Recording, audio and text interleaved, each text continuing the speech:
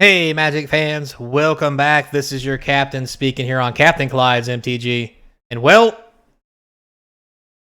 we just talked about them selling direct to consumers, and this may be why, but people are going to be pissed if this is true.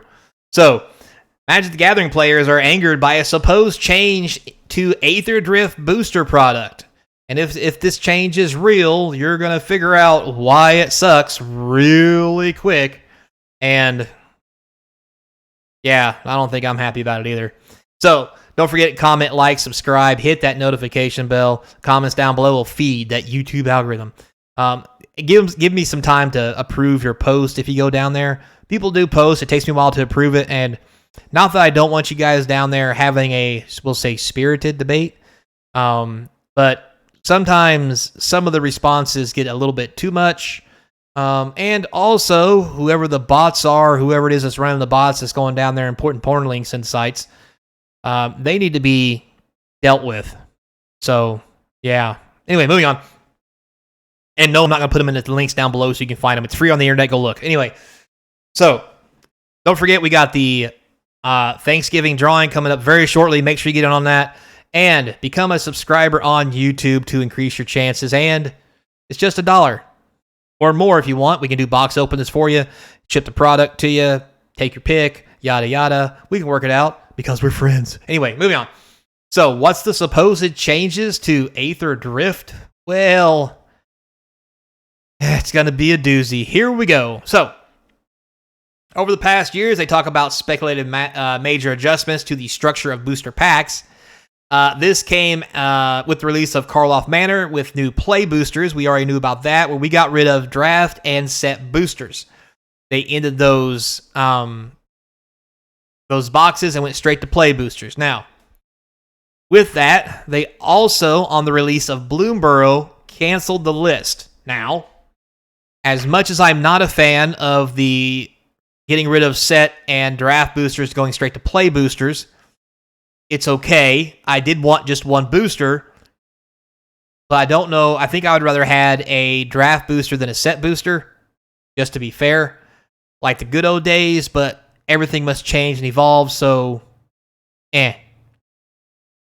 Canceling of the list, I thought was a good idea. Talked about it several times on the channel. How the list felt like nothing but common filler space.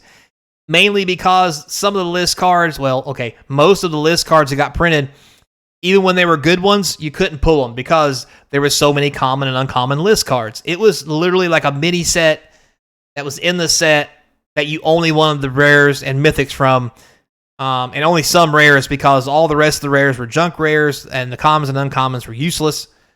And it was just chaff and nobody wanted it and it was just awful. So completely on board with getting rid of the list. Moving to special guests serves a lot better. Yes, you get less of them in a box, but it makes them special, i.e. special guest. I'm down with that. And if you get one, it's just good. Now, it may not be $10, $20, $30, $40 good, but it'll easily be $2, $4, $5 good. And that's honestly good enough. And if you do get lucky and get a banger, hey, kudos to you. And since they're in every box, for the most part, it's pretty amazing, really, because you can get them in play boosters. Sometimes you can get them in collector boosters. The only way to get them in foils in collector boosters, which is amazing. Good benefit there as well. Love the changes to all that. Now, speculation and change. So, recently, one player took to Reddit and revealed an interesting correlation amongst multiple distributors of Magic the Gathering products.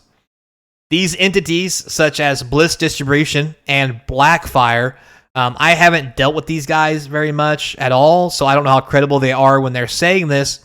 They're saying that each Aether Drift booster box will come with 30 play boosters. Not the normal 36. And again, if that's the case, that's going to be a tough pill for people to swallow. Now, this is obviously another thing that they're trying to do to not only lower their print runs, but as they lower their print runs, they can put less cards in the box.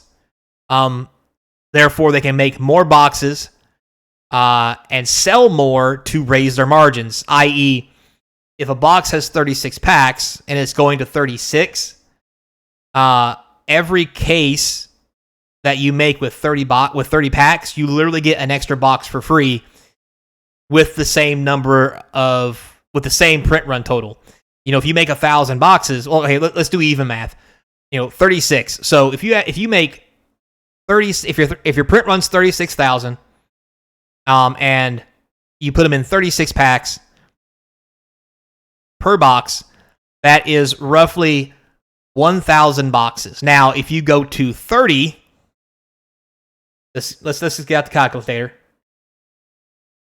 So if there's 36,000 packs in your print run, you divide that by 36, which is how many is in a box. And I did the math wrong because I'm silly. 36,000 divided by 36, obviously is 1,000 packs. So 1,000 packs, 36 packs per box is 1,000 boxes. My bad. Now, if we redo the math and you do the same 36,000 packs, but you only put 30 packs in a box, you have made an extra 200 boxes. And those 200 boxes, if they sell for 150, like the current box, well, we'll be generous, we'll say 120, like the current boxes do, you have netted an extra 24,000. Now, with that said, let's start adding zeros to that. Every zero bumps it up from 24,000 to 240, then 2 million.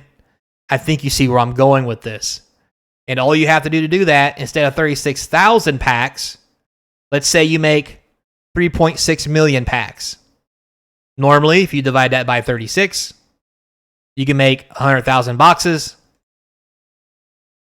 Now, if you take 3.6 million, you divide that by 30. Oops, what the hell have I done? 36, 3 million. There we go. We take this number. Why is that? Clear that up there. Jesus. Calculator. Now we divide that same number by 30. You get an extra 20,000 now. And 20,000 times 120, 2.4 million. Like I said, if you add a zero to the first one, you get to add a zero to everything. And I think we all know that they make a large amount of boxes, i.e. packs, that they could technically, with the same print run, make more boxes to sell and therefore make more money, especially if they go direct to consumer like we talked about in our last video. Now, all that out of the way, the downside of this is, as you all know, we've had 36 pack boosters forever, which makes drafting easy. Now, obviously, we didn't draft set boosters, and they were 30. And maybe that's where they got the idea to go to 30. But this is going to be hard on stores and events to do a draft because normally you do 8 people, 3 packs, that's 24. The remaining 12 packs are prizes. Voila. Now it's going to be 24 packs with 6 packs as prizes. It's got to be a lot harder to make it really worth your while, but maybe that's what they're shooting for. An example here, Dustmorn and Bloomburrow boosters both sit at 130 apiece. The only other thing that would make this palatable to people in the community is if they, like I said, they could lower down to $100 or so like the draft boxes used to be. But if you take 6 packs out at $5 a pack, that's $30. You could technically get to $100. Now, as a player, I am for that. And that would be great. However, as someone with a business degree who's ran a business, works for a business, and does all that, and is just blatantly looking at it from a common sense standpoint, would you really lose $30 a box if you could just lower the pack amount and then charge the same price that you did before? Other card products have tried it. It hasn't went well for them, but yeah, who knows? Maybe this will work. I mean, maybe we can get a happy medium where they drop the price from 130 to 115 for 30 packs instead of 30. God, it just makes me want to throw up a little in my mouth just saying it. Jesus. Well, guys, there you go. That's what could be coming. Tell me down below what you think. And I mean, for me, as much as I hate to say it, it probably won't have too much of an effect on my buying status per se. But as a player, not a reseller, what do you guys think? Tell me down below. Until next time, be kind. And as always, I hope to see you across from the game table.